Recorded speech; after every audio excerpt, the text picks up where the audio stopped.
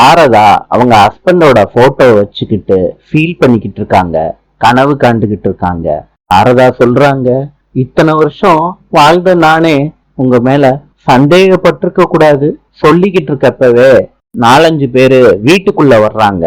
அவங்க சொல்றாங்க, போலீஸ் ஸ்டேஷன்ல கம்ப்ளைண்ட் கொடுத்திருக்கீங்களாமே, உங்களால எங்க அண்ணனை எதுவும் பண்ண முடியாது.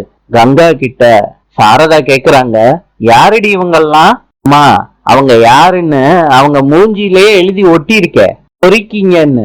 அவங்க சொல்றாங்க, பொறிக்கீங்க ஒரு வீட்டுக்குள்ள புகுந்துட்டா என்ன பண்ணுவாங்கன்னு நாங்க உங்களுக்கு காட்டுறோமான்னு சொல்லிட்டு ஜாமான எல்லாம் உடைக்கிறாங்க.